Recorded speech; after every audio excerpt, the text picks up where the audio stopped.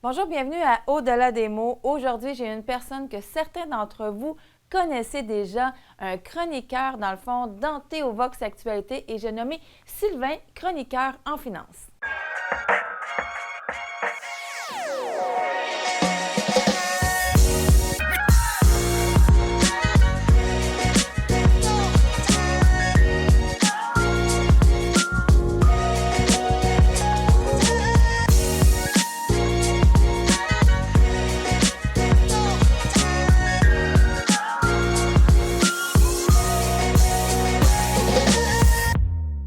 Bonjour Sylvain. Bonjour Nancy. Je suis tellement contente de t'avoir parce que dans le fond, on te connaît comme chroniqueur finance.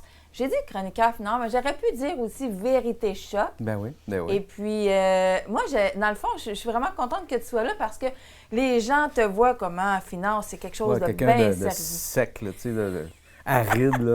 Surtout Quelqu'un ces de temps-ci. sec, là. aride. Oui, c'est ça, Surtout ces quelqu'un de temps-ci. sec, aride. Puis, en même temps, cette définition-là va super bien aussi pour vérité choc, quelqu'un Ouais. de sec et aride.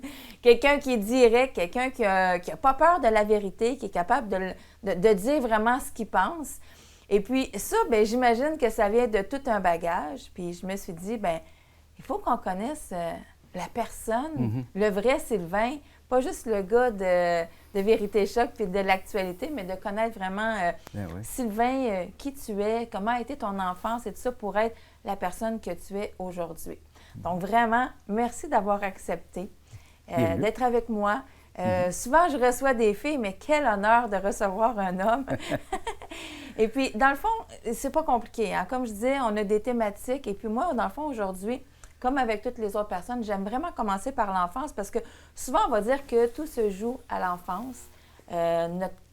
Nos comportements à l'enfance, notre caractère et tout ça, que ce qui arrive, dans le fond, se développe au fil des âges et nous fait devenir la personne qu'on est. Exactement. Quoique, on peut avoir Jésus qui nous amène des améliorations. Merci pour tout ça. Ben oui. Fait que Sylvain, écoute, moi, ma première question, c'est me décrire un petit peu ton enfance. Ben, je suis né au début des années 60. Ça fait un bout. Pas jeune, hein? Fait que je suis né à Montréal. Mon père arrivait de la Gaspésie. OK. Donc, Et t'as pas l'accent? Non, mais quand j'y retourne, là... Oh, tu la reprends facilement. ouais, après 2-3 jours, ma femme, elle comprend plus. C'est-tu comme un Québécois qui va faire un tour en France, on dirait que tout d'un coup, il parle français? Non, mais moi, c'est ma langue maternelle. En plus? J'ai grandi en Gaspésie, donc il a fallu que Écoute, je t'as vraiment m'adapte. tout éliminé ça. Presque. Il y a des Presque. mots encore, là, quelqu'un qui me côtoie là, OK. plus Tu peux régulièrement. m'en sortir un? Ben, tu sais, comme moi, je dis pas Noël, je dis Noël. Ah, Noël, OK. On est allé là à Noël. Comme de même, hein? Tu sais, Ouais. souvent, on dit de même, hein? Ou, tu sais, il y a des expressions ou des mots que je vais dire, là. Je vais porter que- attention, je pense, les Ouais, prochaines fois. c'est ça. Fait que j'ai une mentalité gaspésienne aussi. Quand tu grandis sur le bord de la mer, c'est très différent que quand tu grandis dans une ruelle à Montréal. Tu n'as pas la même. Ah, ça, c'est sûr. Fait que pas t'es la une même vision. personne smooth, dans le fond. Fait que, tu sais, Oui, quand même, oui, assez. Ouais, on essaye de pas trop embarquer dans le stress de la vie. Mais finalement, c'est ça. Mon père, il venait de la Gaspésie. Il n'était pas tellement vieux quand il est arrivé à Montréal. Il est venu travailler. C'était le plus jeune d'une famille de 8. OK. Et puis, il est venu rejoindre ses frères pour travailler à Montréal. À l'époque, là, c'était le grand rêve. On s'en va en ville. Là, tu sais. À Montréal. Oui, on s'en va en ville. Fait que là, il est arrivé ici, puis il a rencontré ma mère lui, il avait 18 ans, elle avait 16 ans. Wow. Puis il restait en chambre, là, qu'on appelle, chez elle. Puis bon, ben, ce qui devait arriver arriva. Ma mère est tombée enceinte. Elle avait 16 ans, puis mon père en avait 18. À l'époque, je pense que si l'avortement avait existé, c'est sûr que je ne serais pas là. Ça dit que ça existait, mais si ça avait été plus accessible, là, je ne serais pas ici aujourd'hui. Fait qu'heureusement, pour moi, et puis pour mes parents, je pense, parce qu'ils ont été... ils ont été bien contents de m'avoir, ils sont encore contents de m'avoir. Ils me le disent souvent. En tout cas, surtout mon père, ma mère est décédée, là, mais finalement, ils se sont mariés. À l'époque, ils s'étaient mariés. Quand ma mère était enceinte d'à peu près 5 mois, là, je me souviens d'avoir vu une photo de mariage, puis ça paraissait déjà. Mais c'est sûr que c'était des gens qui venaient de milieux différents. Ils n'étaient probablement pas faits pour être ensemble. Fait que Quand tu veux dire différent? Ben, lui, il venait de la Gaspésie, elle venait de Montréal. Ma mère venait d'une famille assez... criminalisé, je dirais. OK. Là, déjà à l'époque, son père était en prison quand elle est tombée enceinte, parce que pour se marier, il a fallu qu'il aille à Québec. Mon père et ma mère fassent signer, parce qu'elle n'avait pas 21 ans. Ben oui. Fassent signer que... Fallait 21 ans? 21 ans à l'époque. OK. La majorité était à 21 ans. Fait que donc, ça prenait une signature. Fait qu'il il était déjà en prison à ce moment-là, dans les années OK. 60. C'est quelqu'un qui était... Toute la famille au complet, pratiquement, là, baignait là-dedans. Et puis, mon père, lui, arrivait d'une famille de fermiers. Tu sais, tout baignait était pas des pantoute bûcherons. Non, là-dedans, pas là, du c'est tout, ça. du tout. C'était un clash culturel énorme. Puis, c'est ce qui fait que ça n'a pas marché. Ma mère avait déjà des problèmes, consommation, tout ça. C'était une vie déjà de débauche, je dirais, là. Puis, ils se sont séparés, je devais avoir à peu près 6-7 mois, là. Wow, OK. Ouais. Fait qu'à l'époque, c'était automatique. C'est la mère qui gardait l'enfant. Il ne se posait même pas de questions. Non, c'est vrai. Tu sais, la DPJ n'existait pas encore, là. C'était plus ils appelaient ça la Saint-Vincent-de-Paul, là, qui était un organisme là, plus... c'était peut-être plus en accord avec la religion catholique. Ça devait marcher avec les églises. Ce qui fait qu'à un moment donné, ma mère, qui avait, comme je dis déjà, une vie très désordonnée, consommation, puis tout ça, quand j'avais 9 mois, elle m'a laissé dans le berceau, puis elle est partie. Wow, OK. Ouais, elle est partie. Là. Tu sais, elle n'est pas partie faire des commissions, elle est partie. Ah, parti. Oui, ils m'ont trouvé 3 jours plus tard. Non. Oui, là, je pleurais, puis ça avait quand même... OK, attends une minute, mais là, il n'y avait pas de chambre, il n'y avait pas personne. Non, là, elle était chez elle. Ouais. Là, elle avait un petit appartement, là, parce qu'ils s'étaient mariés, donc elle avait un petit appartement. OK. Fait que donc, ça faisait 3 jours que tu n'avais pas mangé rien. C'est ça. Moi, Puis là, tu avais 6 mois? J'avais 9 mois à cette époque-là. Oui, 6 mois à peu près. Là. C'est quelque chose, là, parce que c'est pas mal le lait. Puis, oui, c'est ça. Là. J'étais plein couche et d'excréments. Je m'étais Oh. coupé. Ça a l'air que j'étais plein de sang. Je sais pas comme... Des petits ongles, des fois. Je sais pas. Fait que là, c'est les voisins qui auraient appelé parce que là, je pleurais. Puis à un moment donné, sa mère, à elle, c'était pas si loin que ça. Elle est venue, c'est elle qui m'a récupéré.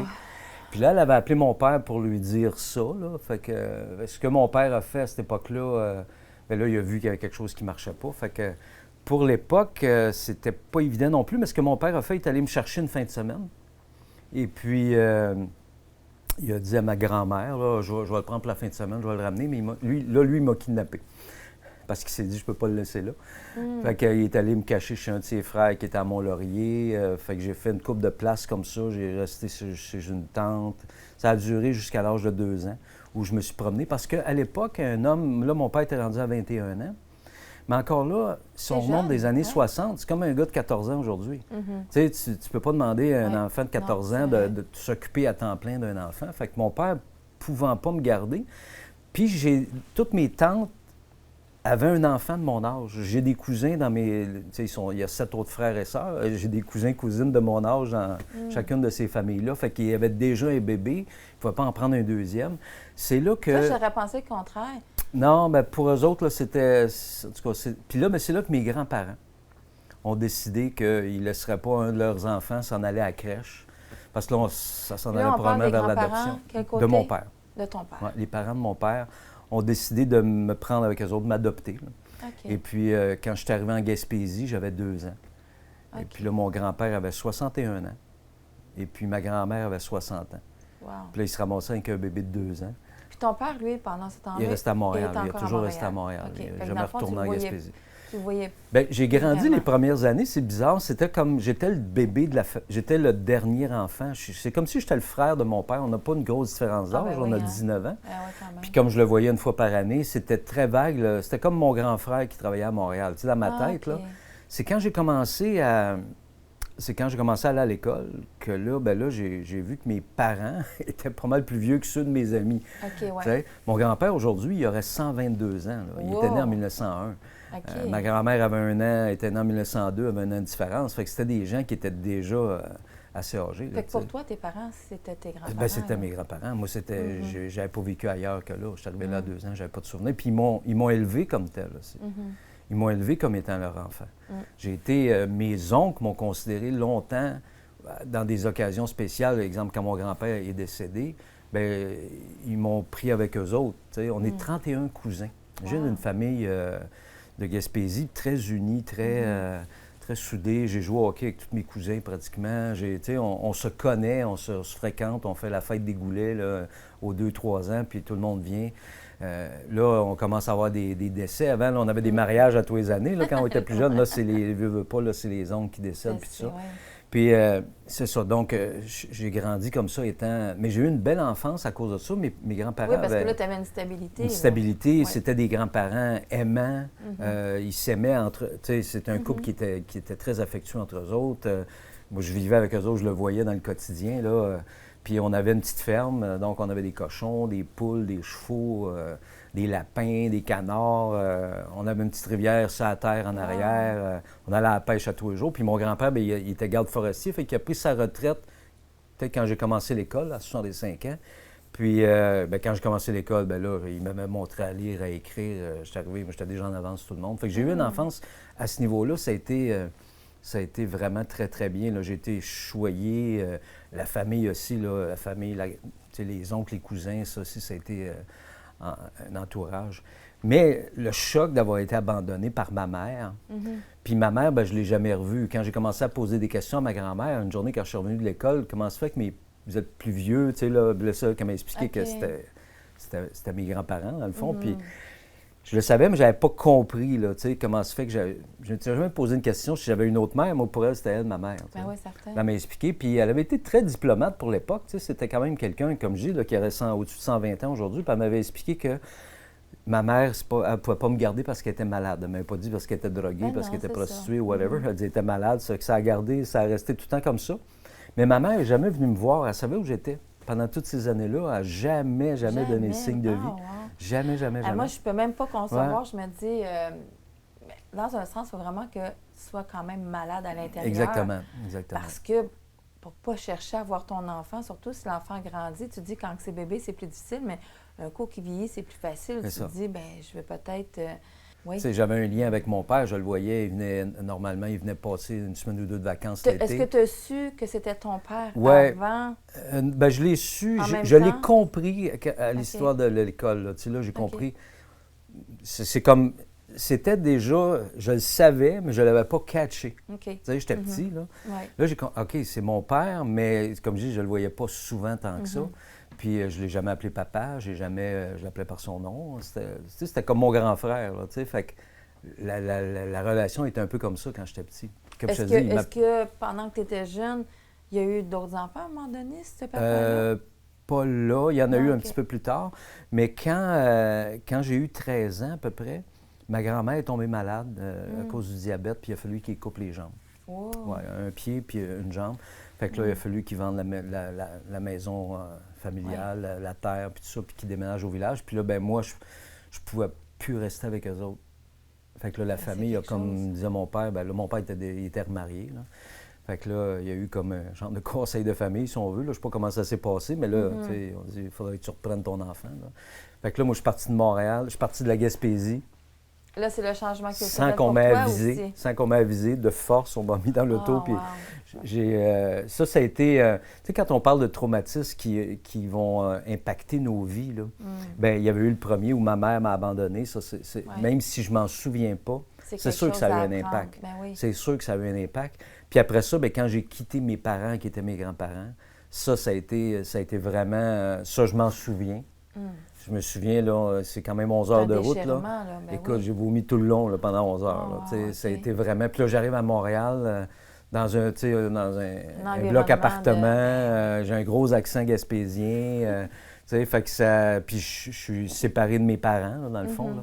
Puis j'arrive avec un père que je connais, oui, mais pas tant que ça. Puis une nouvelle mère, si on veut, là, qui n'était pas beaucoup plus vieille que moi. On a seulement 13 ans de différence. Fait que moi, j'avais 13, elle avait 26. Wow, mais j'ai juste 19 avec mon père, tu sais. Fait que non, ça fitait, là. Fait que, puis là, ben tu me parlais s'il y a eu d'autres enfants. Là, quand ça faisait 1 an que j'étais avec eux autres. Puis là, j'ai une petite sœur qui est née. Mais ça a été positif parce que je me suis beaucoup... ma petite sœur, ça a été vraiment... un ancrage. Un ancrage. Tu sais, c'était... je l'aimais. Ça a été quelque chose là, qui m'a aidé à passer à travers cette crise-là.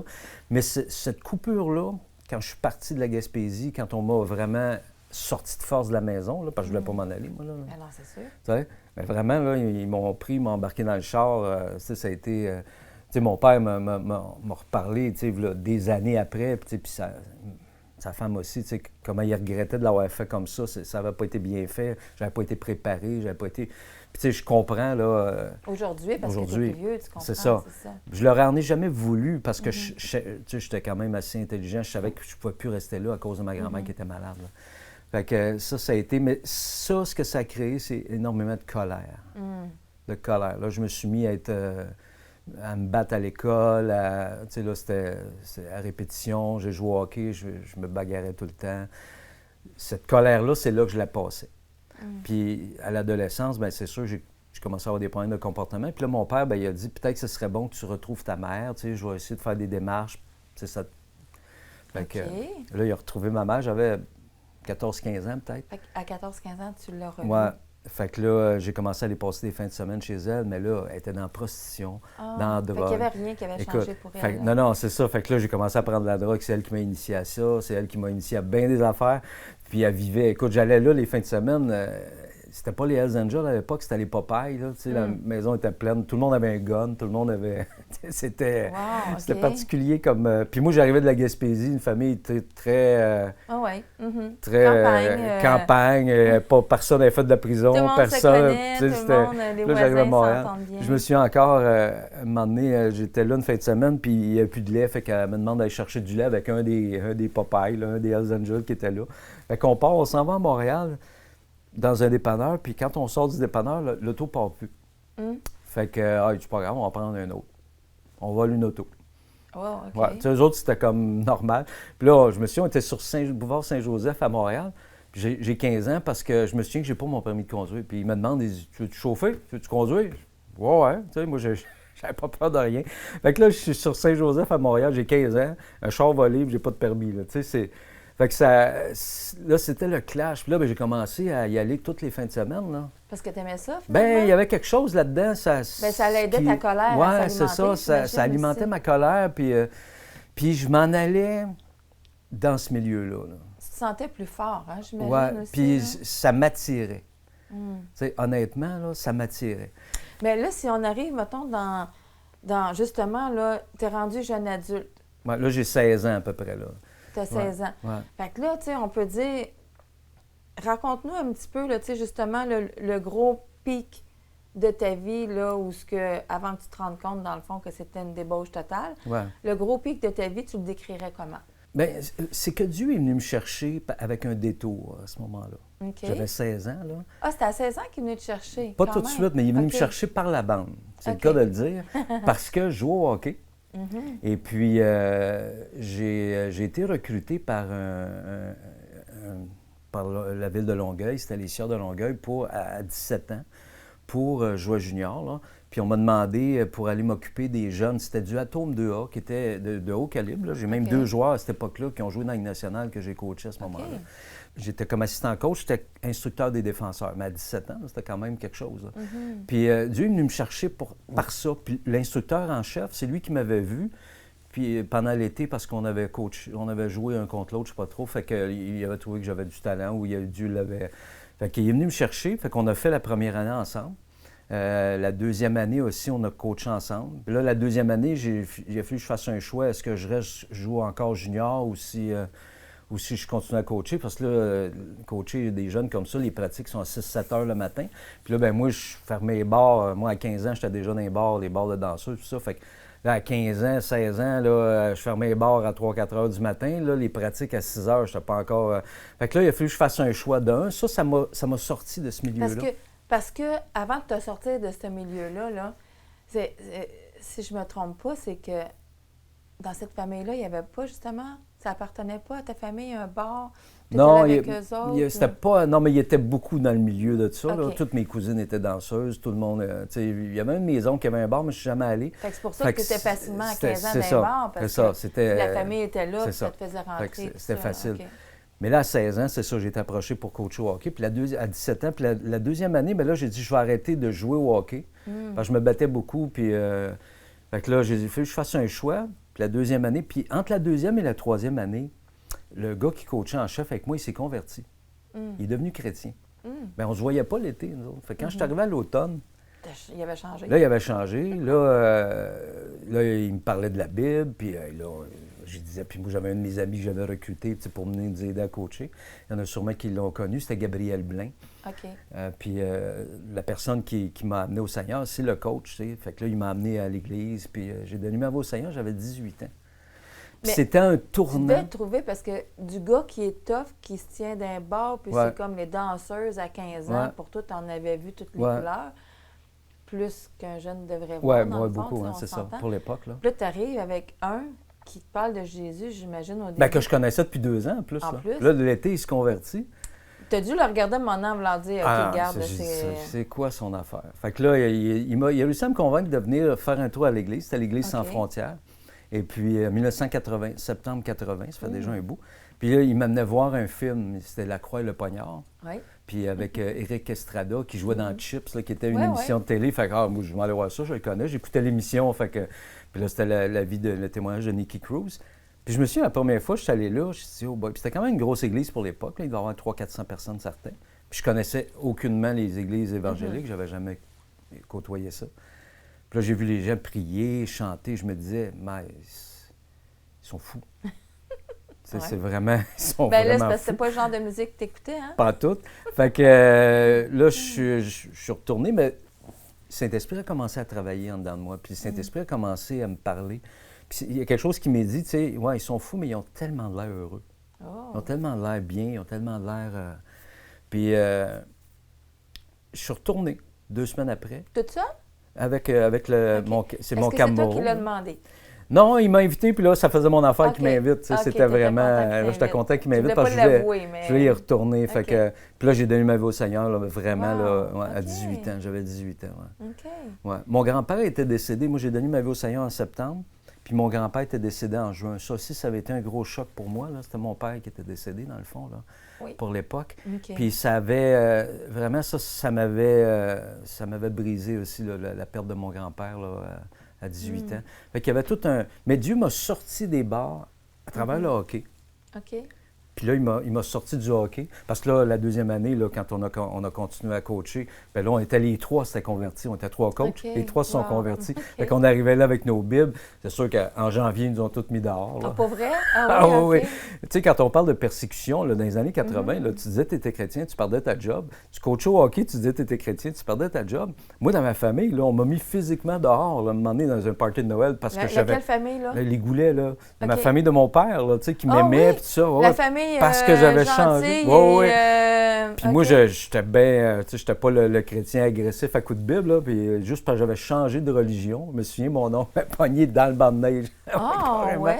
Mais moi, j'avais trouvé ça. Mais pourtant, c'est drôle, hein, parce que je me dis, ils ont dû voir que tu étais le bum d'un bar, les danseuses. Puis là, ils te voyaient changer. Ben, ils me voyaient peut-être pas de même. Ils me voyaient comme assez tough, pareil. Là, mais, non, mais tu sais, il me semble, en tant que parent, famille, tu vois que ton enfant change pour le mieux. Même s'il change, c'est comme... ben, tu sais, c'était comme ça dans ce temps-là aussi. Mais c'était ça. Tu t'en vas de catholique à chrétien... ouf! Oui, puis personne n'était pratiquant là-dedans, là, on s'entend. Là, mais aujourd'hui, malheureusement, tu dis que tu es chrétien, c'est bon pour toi, c'est correct. Je te respecte. Mais à l'époque, c'était vraiment ta foi, il fallait que tu la mettes en action parce que... C'était fait endoctriner, c'est souvent une secte. Toutes ces choses-là, c'est sûr et certain.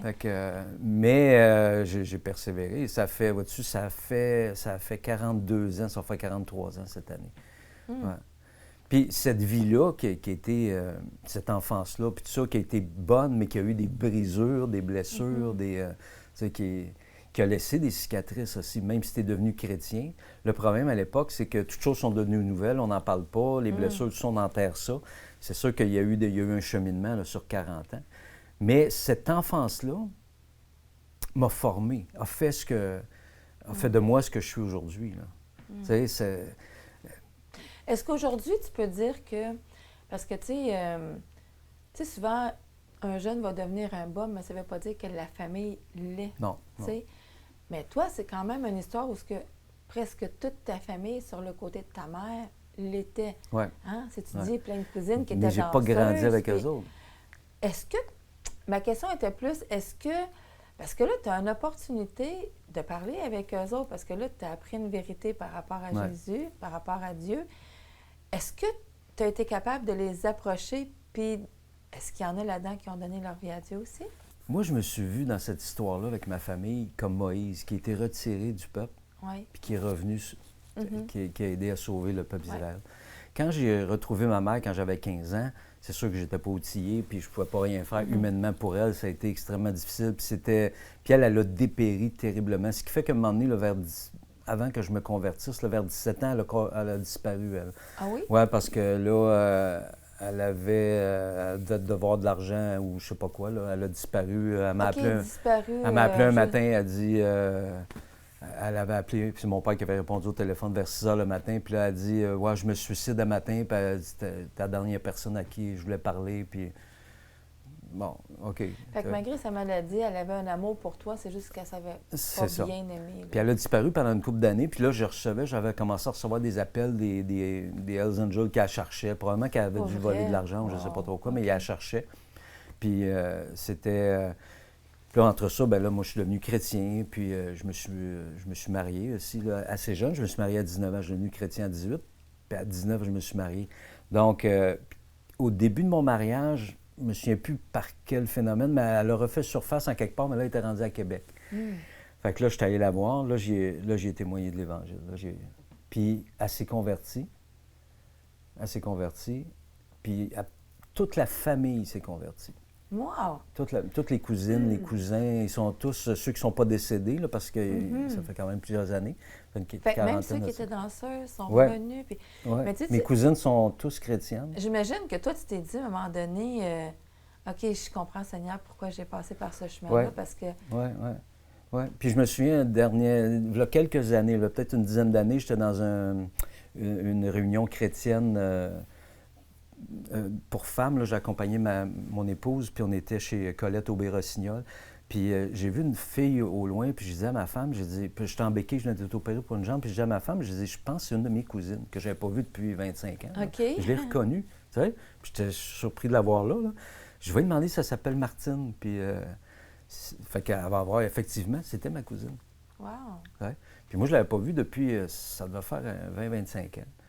Puis elle avait donné sa vie au Seigneur. Puis elle me disait, tu sais, quand tu venais, puis j'étais jeune, là, puis elle dit, tu venais faire des cellules chez ma tante Ginette. Elle dit, moi, j'avais 13 ans, elle dit, puis j'étais dans le coin, puis j'écoutais. Puis elle dit, plus tard, j'ai donné ma vie au Seigneur, je me suis souvenu de ces moments-là. Ces moments-là. Fait, ils se sont tous convertis. Écoute, c'est même les plus toughs, là, tu sais, j'avais un oncle là, qui a fait de la prison, qui était dur, qui a fait des atrocités. Puis il est mort il a fréquenté l'Église longtemps, il y a eu des hauts, des bas, mais il est décédé dans la foi. Là. Puis comment c'est ce côté de la famille gaspésienne? C'est tout du bon monde. Oui. Les gens, c'est personne ne s'est converti. Non. Mais tu vois, je trouve ça bon pour moi. Oui. Mais ils ont leur propre justice. Ils n'ont pas besoin de... Non. Jésus, quand il dit qu'il est venu pour les malades, là, c'est ça. On parle ceux qui sont malades physiquement, mais ceux qui souffrent en dedans. Ma mère, elle a été chrétienne pendant 17 ans. Elle est décédée en l'an 2000. Et puis, pour moi, c'est le plus beau miracle que j'ai vu. C'est le plus grand miracle. De voir une femme transformée comme ça. Ben oui. C'est un cheminement qui est devenu un modèle pour des personnes. Tu sais, puis elle est morte, quand elle est décédée, elle était diacre dans une église baptiste, elle s'est remariée, elle avait... Tu sais, moi, elle a vu mes enfants, elle a pu être une grand-mère, elle a pu être pour quelqu'un qui est passé de la déchéance totale, parce qu'elle a eu 3 enfants. Moi, j'ai un frère, mon frère Mario, puis ma soeur Marie-Chantal, on a 1 an de différence. Mais tu sais, de 3 pères différents. Moi, je suis le seul qui savait à l'époque qui était mon père. Fait que c'était une vie... je me souviens, les dernières années qu'elle était chrétienne, elle disait, je sais que Dieu m'a pardonné. Elle dit, je sais que ceux à qui j'ai fait du mal m'ont pardonné en parlant de ses enfants. Mais elle dit, moi, j'arrive pas à me pardonner. C'était ça qu'elle trouvait difficile. C'est ça, souvent. Puis, à un moment donné, Dieu est venu la chercher subitement, elle est partie dans quelques semaines, elle n'avait jamais été malade. Mais c'était une vie extrêmement brisée. Puis c'est ça, des fois, moi, ça m'a beaucoup appris à la côtoyant que tu peux juger quelqu'un, là. Tu dis, il n'est pas correct ou il n'est pas où il devrait être. Mais moi, ça m'a appris à regarder de où elle vient, la personne. C'est quoi le cheminement qu'elle a fait? C'est quoi le... Tu sais, il y en a qui ont eu des vies faciles. Des fois, on a l'impression aussi, Des fois, on a l'impression que quelqu'un qui est déjà bon, puis qu'on a l'impression déjà, là, tu sais, que... Ils ont juste accepté le Seigneur, puis continuer la vie qu'ils font, puis tout. C'est ça. on a l'impression que c'est les plus faciles parce qu'on a plus peur. Tu sais, moi aussi, tu sais, mon père était un gars de Bessic et tout ça, tu sais, puis qu'il il fréquentait, puis moi, je me souviens, là, tu sais, une semaine avant qu'il décède, il nous avait appelé, moi puis Jean-François, puis c'était la première fois de ma vie que j'ai pu autant y parler de Dieu. Je pense que j'ai parlé pendant 1 heure. Puis c'est lui, cette fois-là, qui me posait les questions. Mais d'habitude, c'est comme un sac en arrière de l'autre, puis là, hein, ton Jésus, là, wow, là, tu sais, c'est assez. Mais tu sais, c'était comme là, c'était lui les questions. Fait que, tu sais, je pense que lui, il ne savait pas, mais que Dieu savait, dans le fond, qu'il était parti dans une semaine. Fait qu'il a pu en entendre parler, puis souvent, il me répondait ça. Avec tout ce que j'ai fait, pas sûr qu'ils vont me vouloir. C'est ça. Mais c'est souvent ces personnes-là, même si nous, on a de la difficulté des fois à les approcher parce que, tu sais, moi, je sais, je suis une personne sensible, puis tu sais, souvent, bon, ben, tu sais, ils sont un peu plus rough, un peu plus, je dirais même vrais, tu sais, au lieu d'être hypocrites, ils sont vrais souvent, puis ils vont te dire, moi, je veux rien savoir, puis là, tu te sens peut-être offusqué parce que tu pensais, mais c'est ceux que je pense qui réfléchissent le plus. Un coup, tu leur as parlé pour dire, tu sais, ça leur vient. C'est souvent des carapaces aussi qui se font pour... parce que c'est des gens sensibles. Bien, ils en ont tellement vécu qu'ils se protègent à leur façon aussi. Ouais. Hein? Tu sais, moi, je me souviens, mon oncle, là, qui était vraiment tough, là, tout le monde avait peur de lui. Là. Moi, quand j'y parlais, il se mettait à pleurer. Wow. Parce que j'y parlais, avec mon cœur, je parlais du Seigneur, puis ça le touchait. Là. Ouais. Fait que ces gens-là, ils ont souvent des carapaces. Oui. Ouais. Mais c'est des vies... Moi, comme je te dis, c'est des vies transformées, puis tu regardes ça, puis tu sais, je vois mes cousines encore là, que je vois sur Facebook, puis j'ai regardé aller, là, ça fait 30 ans, là, tout ça. Là. Puis écoute, je regarde comment ils sont, comment je vois, là, ils mettent des posts sur Jésus, puis là, ils sont rendus avec les deux enfants. Tu sais, fait que je suis béni de voir ça, de voir ces personnes-là, tu sais, qui ont donné leur vie à Christ depuis des années, puis qui persévèrent dans la foi. Puis tu es capable de dire, bien merci Seigneur, malgré tout, de m'avoir utilisé. Oui, c'est ça. Ouais. Parce que certainement, tu as été un outil dans les mains de Dieu.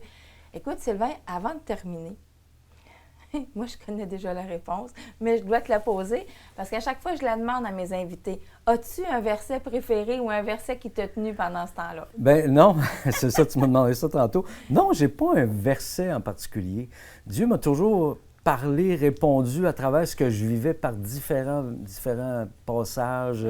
Bien, c'est pour ça que je voulais que tu le dises, parce que je trouvais ça le fun, tu sais, parce que souvent, il y a des personnes qui vont dire « Moi, je me suis accrochée à ce verset-là. » Puis, pour avoir appris quand même à te connaître avec les églises maisons et tout ça, tu sais, je sais que à chaque fois qu'il arrive une situation, tu as toujours un verset opportun pour la situation. Fait que je suis pas surprise de savoir que tu n'as pas un verset préféré. Je dirais que tu les aimes toutes, un peu comme toi, mais je pense que Dieu ne t'utilise pas avec un seul verset pour t'aider, mais il te met des versets pour chaque situation à toutes des personnes différentes. Puis je trouve ça wow, parce qu'habituellement, on m'arrive avec un verset, mais toi, tu me dis, j'en ai pas, mais j'en ai plein. C'est ça.